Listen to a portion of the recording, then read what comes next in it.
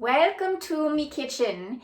This is where we're going to be making a recipe today that my grandmother taught me right by her elbow. She taught me this recipe, not written down. It's a recipe that my grandmother and her grandmother and the generations before in Ireland made for centuries. It's Irish soda bread. Now we're going to prepare our pan, and this is a cast iron skillet.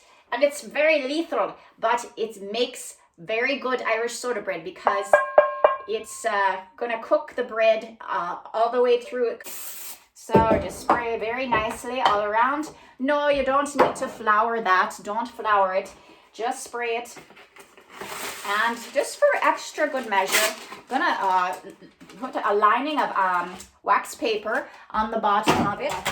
Just put that in the pan, just like that, drop it in, and that way later, when we pull this out, it's gonna pop right out and it's not gonna break or stick or anything. So set this little guy over here to the side, and now we're gonna get our recipe going. So first we need 4 cups of regular all-purpose flour.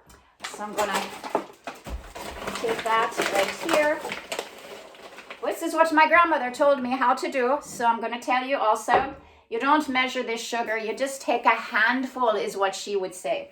So I'm going to take a handful, which is probably about a half a cup, or however sweet you're feeling today. So that's the sugar, just a little bit of sugar, so that it is going to be sweetening up this flour mixture a bit. So we're going to just toss that around. And the next thing that we want is an entire stick of margarine, not butter. We can't afford butter. We're just going to, I'm just joking, of course we can afford butter. We're going to slather butter all over this hot Irish soda bread when it comes out of the oven. But I have found that if you use margarine, it doesn't dry out your mixture, your bread as much. So an entire stick of margarine, and just save the butter for later when we're having this with a cup of hot tea. It's going to be delicious. So we're going to just chop that up a little bit with the fork, and then we're going to come back to this about a cup and a little more than a cup, maybe a cup and an eighth or so, just so it's a generous bit. We want a separate little bowl with just a dash of milk, just a dash, so that we're going to take our eggs, and these are from the farm, and I'm not joking about that. They're actually from the farm. Up the road, I got these eggs from our free range hens. So put a whole egg in the cup of milk. And now we're going to take the second egg and we're going to separate that because we're going to make a little glaze to go over our bread right before it goes in the oven. So we're going to separate this egg out.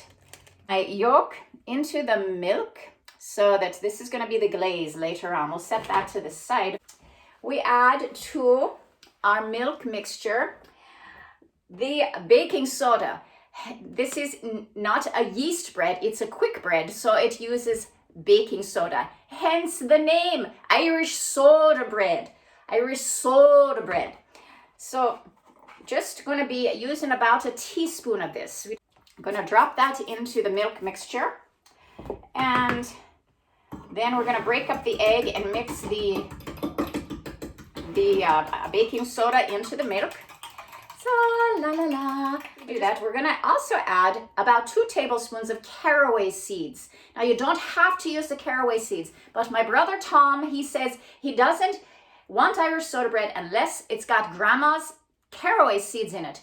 Now my whole palm of my hand is about a tablespoon, so I'm just gonna toss those into my mixture and the rest of that. So I've got about 2 tablespoons in there, and soon we're gonna mix that up. Now we're gonna add our raisins. Now you can use just black raisins, or you can use, I got these, I like jumbo raisins. These are all different colors. So then the next thing is you're gonna put your hands right in this flour mixture, and with your hands you're gonna push the butter, or the margarine, you're gonna push that right through the flour so that it's just getting all mixed. You get your hands in there, and the warmth of your hands, it kind of softens up this margarine, which is of course been at room temperature. Don't get it out of the refrigerator and then toss it in here. That's going to be too much.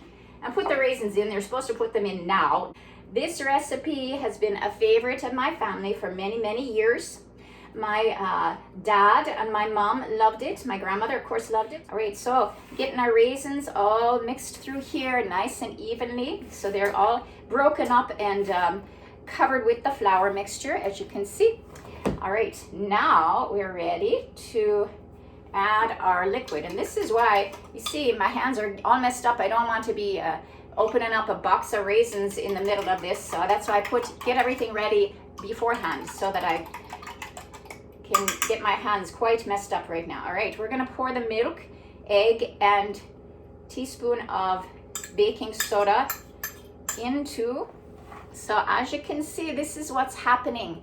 And look at my hands. So that's why this is how we get the authentic, beautiful Irish soda bread taste, is getting your actual personality into the bread with your hands, mixing it together, pulling that up from the bottom of the bowl, getting all this flour underneath so that you don't have anything left under there that's not mixed in, and are mixing it all together.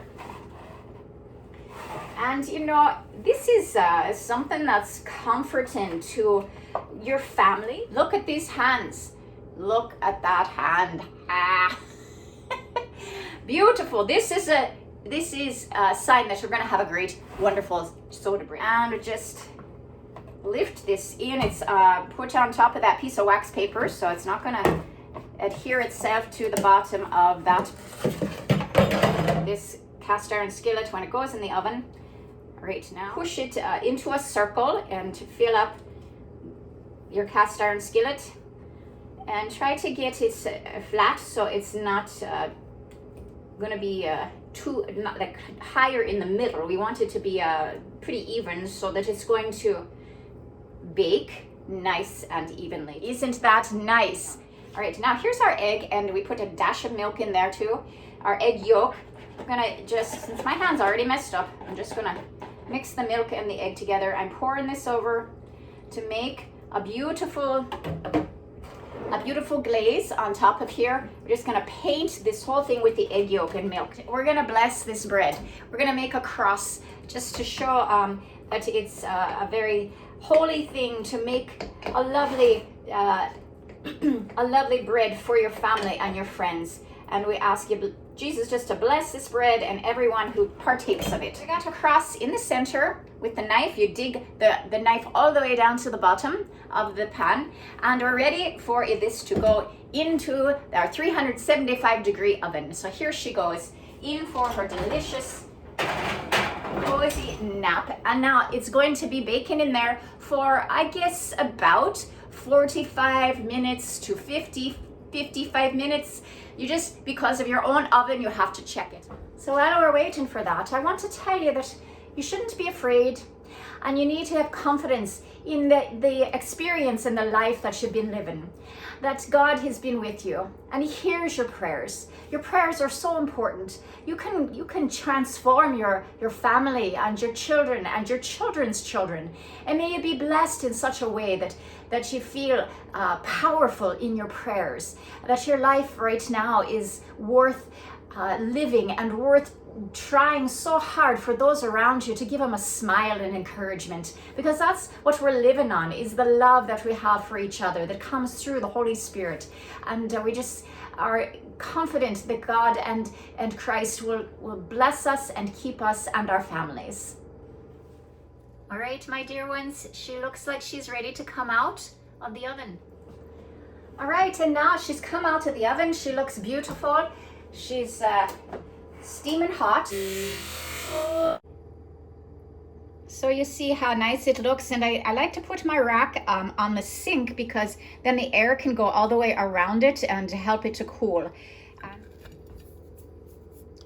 And now I take a piece of this, and now you can see how pretty she looks. We just cut a few slices here, and can put a little bit of butter on there, so it's just going to be beautiful and just tastes so good.